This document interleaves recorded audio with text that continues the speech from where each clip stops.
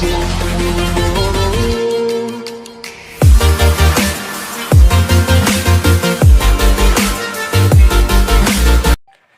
Friends, welcome to my YouTube channel. My name is Neetu. मैंने समास हो गया, सर्वनाम हो गया, संज्ञा, अलंकार, इन सभी पे वीडियो बना के आपको अपलोड कर दी है। यदि आपको लगता है कि आपके वो किसी काम की है, आपको लगता है कि ये टॉपिक आपको चाहिए, क्योंकि आप बीएड की तैयारी करो, चाहे आप उसके सीटेट की तैयारी करो टीचर बनने के लिए, ठीक है, तो वहाँ पर आपको ये वीडियो बहुत ज़्यादा हेल्पफुल होने वाली है। क्योंकि मैंने ज़्यादातर यही किया है कि जितने भी हमारे जो भी कॉम्पिटेटिव एग्ज़ाम होते हैं उनमें जो टॉपिक हमारे आते हैं उन्हीं को मैंने चुना है और उन्हीं से संबंधित सारे वीडियोस मैं आपको अपलोड करती रहती हूँ। और ये ऐसा नहीं कि सिर्फ उन्हीं वीडियोस के लिए ही या उसी एग्ज़ाम के लिए आपके हेल्पफुल होगा। ये आपको वैसे ही आपको कहीं एमसीक्यू क्वेश्चन आ जाते हैं या आपका सिलेबस में भी बहुत ज़्यादा आता है, ये 10th का 9th का, ठीक है, तो आपको बहुत ज़्यादा हेल्पफुल इसमें होने वाला है। आज का जो मैंने किया है टॉपिक वो है हमारा क्रिया विशेषण। जैसे कि आप देख सकते हो लिखा है मैंने क्रिया विशेषण, ठीक है। तो क्रिया विशेषण इसने बोला है क्योंकि हम लोग पहले करते हैं कि क्रिया विशेषण का मतलब क्या होता है। तो ये है कि क्रिया की विशेषता बताने वाले अविकारी शब्द को क्रिया विशेषण कहते हैं। मतलब क्रिया जो होती है, क्रिया मतलब काम करना, तो क्रिया की विशेषता जो बताते हैं, ठीक है, उन्हें हम क्रिया विशेषण कहते हैं। जैसे कि आप इसमें एग्जाम्पल देख सकते हो, इसमें लिखा है कि वह अचानक आ गया। तो इसमें ये जो हमारा अचानक है, ठीक है, ये जो अचानक है ये क्या है, ये है हमारा क्रिया विशेषण। यानी कि बताने की कोशिश कर रहे हैं कि वो कैसे आया, वो अचानक से आ गया, ठीक है। दूसरा एग्जाम्पल है हमारा अनुज दोपहर से सो रहा है, ठीक है, अनुज दोपहर से सो रहा है। तो यानी कब से सो रहा है, वो दोपहर से सो रहा है, यानी कि दोपहर से सो रहा है, ठीक है। नेक्स्ट हमारा एग्जाम्पल है भीतर आम रखे हैं उठा लाओ। वो ये बताने की कोशिश कर रहा है कि जो आम है वो कहाँ पर रखे हैं, आम भीतर रखे हैं। तो यहाँ पर ये जो भीतर है, ठीक है, ये हमको बताया गया है कि जो आम है वो हमारे भीतर रखे हुए हैं, ठीक है। वैसे ही हमारा नेक्स्ट जो एग्जाम्पल है वो है दावत में उन्होंने खूब खाया। तो दावत में उन्होंने क्या खाया, मतलब खूब का मतलब ये नहीं कि आप कोई डिश की बात कर रहे हो, खूब का मतलब पूरा पेट भर के दम के खाया उन्होंने, ठीक है। ये उन्होंने बात करने की कोशिश की है कि दावत में उन्होंने खूब खाया, बहुत ज्यादा खाया, ठीक है। तो यहाँ पर ये जो खूब है ये विशेषण यानी कि क्रिया की विशेषता बता रहा है कि उन्होंने क्या क्रिया की, कि उन्होंने दावत में खूब खाया, यानी कि बहुत सारा खाया, ठीक है। इस प्रकार से क्रिया विशेषण बनता है कि क्रिया की विशेषता बताने वाले अविकारी जो शब्द होते हैं, जैसे कि यहाँ पर ये जो अचानक है, ठीक है, जो अचानक है, जो दोपहर है, जो भीतर है और ये जो खूब है, ये चार शब्द जो है ये क्रिया की विशेषता बता रहे हैं कि क्रिया क्या हो रही है, कि वो अचानक से आ गए हैं। ये बताया कि दोपहर से वो सो रहा है, भीतर आम रखे हैं और दावत में उन्होंने खूब खाया, ठीक है। तो इससे आप पहचान सकते हो कि ये क्रिया जो हो रही है उसकी विशेषता बता रहे हैं, ओके। क्रिया इसमें लिखा है कि ऊपर के वाक्यों में जो हमने भी बताया कि अचानक, दोपहर, भीतर और खूब की बात हो रही है, तो ये कह रहे हैं कि ऊपर के वाक्यों में अचानक, दोपहर, भीतर, खूब जो शब्द है ना ये, और इसके अलावा जो आ गया, सो रहा है, बोला ना अचानक से आ गया, ठीक है, वो सो रहा है, रखे हैं, लिखा है यहाँ पे, लिखे रखे हैं, और नेक्स्ट लिखा हमारा कि खाया, यानी कि खूब खाया। ये जो लास्ट के हैं इनके बारे में बात करी है, ये क्रियाओं के करने की रीति, काल, स्थान और मात्रा का बोध करा रहे हैं कि वो अचानक से आया था, वो सो रहा था, रखे हैं और खाया। तो ये जो चार शब्द आप देख रहे हो ये हमारे क्रिया विशेषण यानी कि क्रिया की विशेषता को बताते हैं।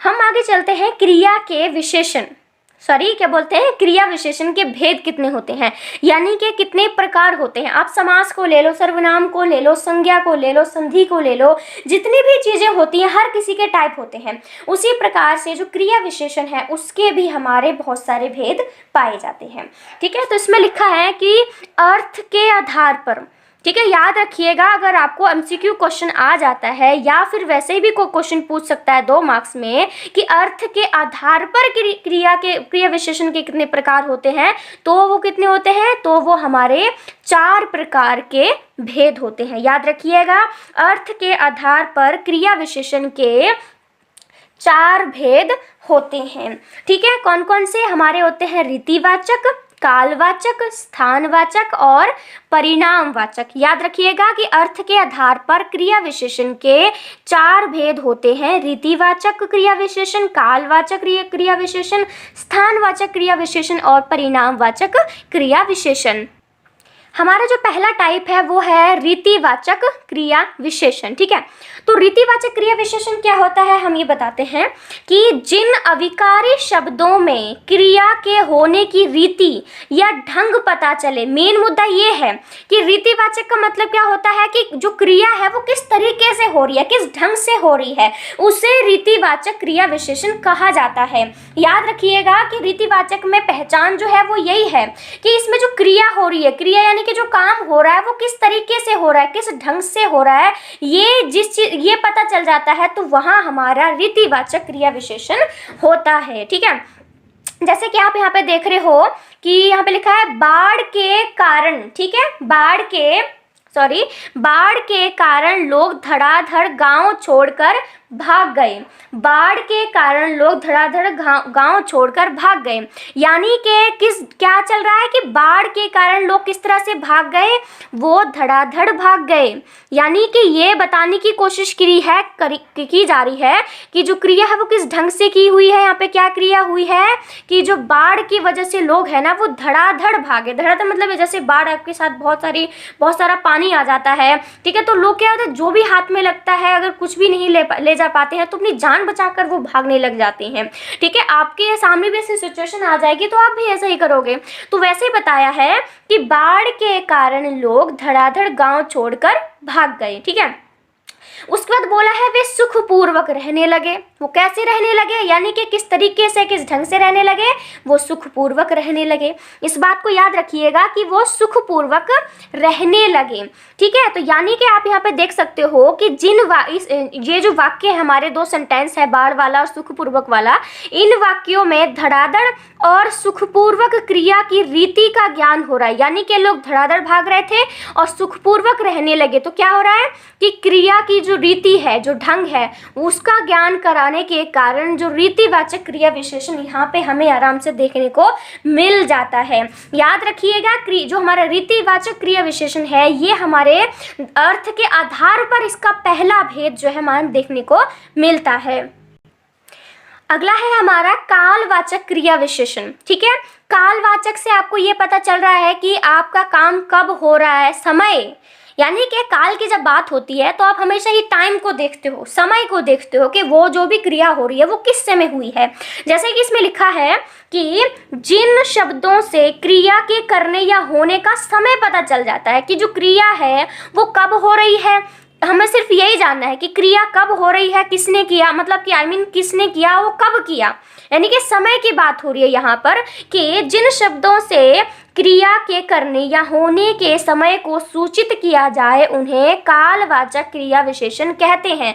यहाँ पर ये चीज बताने की, मतलब रीतिवाचक में आप हमेशा याद रखिएगा कि जो रीतिवाचक है, ओके ठीक है, लिखा है कि रीतिवाचक में हमको मैं बता चुकी हूँ कि कैसे करना है, और कालवाचक जो है उसमें हमको हमेशा समय को देखना है, यानी कि जो टाइम है उस चीज़ को हमें हमेशा नोटिस करना है, बस उसी पे ही हमें ध्यान देना है। ओके, उसके बाद हम इसमें एग्जाम्पल ले रखे हैं, जैसे कि क्योंकि आपको कोई चीज़ समझा दो और एग्जाम्पल तो बहुत ज़रूरी हो जाते हैं। ठीक है, तो इसमें एग्जाम्पल जो हमने लिया है वो ये है कि वह आजन्म ब्रह्मचारी रहा।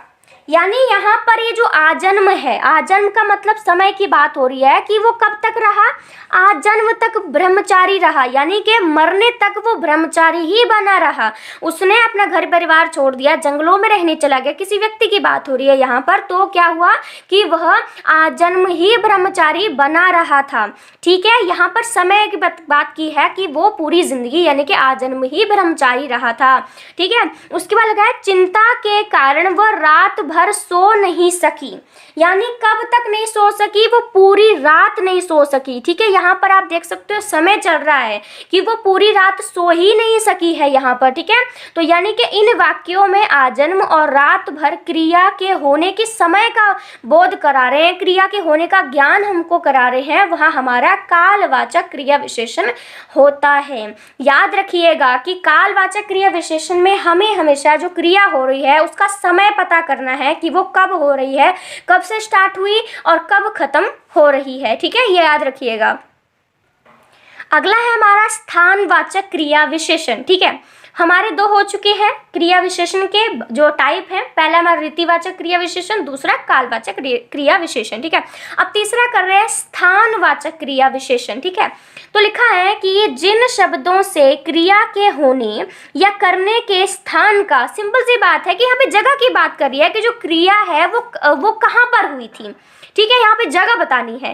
कालवाचक में हम ये बता रहे थे कि वो कब हुई थी, जो क्रिया हुई थी, जो काम हुआ था वो कब हुआ था। लेकिन स्थानवाचक में हमको क्या करना है, हमको सिर्फ और जो स्थान है, ठीक है, जो स्थान है ना, सिर्फ उसी का ही हमें पता यहाँ पे बताना है कि जो हमारे क्रिया हुई है वो किस जगह पर हुई है। जैसे कि आप एग्जाम्पल देख सकते हो, इसमें लिखा है उसने उधर मुड़कर देखा, यानी किधर मुड़कर देखा, उसने जो है वो उधर मुड़कर देखा। यहाँ बताने की मतलब कौन सी जगह, जगह की मतलब यह कि उसने उधर मुड़कर देखा। वह कहाँ गया, यानी कि यहाँ पर भी आप कहाँ को देख सकते हो, वो कह रहा है कि वो कहाँ गया। ठीक है, वो कहाँ गया, यानी कि यहाँ पर भी आप जगह की बात का पूछना चाह रहे हो कि वो किस स्थान पर गया है। ठीक है, ओके, उसने उधर मुड़कर देखा यानी कि कौन सी जगह मुड़कर देखा, लेफ्ट साइड देखा, राइट साइड देखा, ऊपर को देखा कि नीचे को देखा। ठीक है, यहाँ पे जगह की बात जो है वो पता करने की कोशिश की जा रही है। तो यहाँ पे लिखा है कि उपयुक्त वाक्यों में उधर और कहाँ शब्द क्रिया के होने के स्थान की ओर संकेत कर रहे हैं, इसलिए ये स्थानवाचक क्रिया विशेषण है। क्योंकि वो कह रहा है उसने उधर यानी कि, और जो वह कहाँ गया, ये जो उधर और जो कहाँ है ये क्रिया के होने के स्थान की ओर संकेत कर रहा है, तो ये हमारा स्थानवाचक क्रिया विशेषण हो जाता है। ठीक है, उसके बाद हमारा आता है कि ये हमारा परिणामवाचक क्रिया विशेषण। ठीक है, और ये हमारा लास्ट है क्रिया विशेषण का भेद, परिणामवाचक क्रिया विशेषण। तो लिखा है कि जिन अविकारी शब्दों से क्रिया के परिणाम का, यानी कि जो रिजल्ट है उसके बारे में बात की जा रही है, तो वहाँ की बात करी है कि जिन अविकारी शब्दों से क्रिया के परिणाम का बोध हो कि कोई हमने काम किया है, कि उसका रिजल्ट क्या आया है।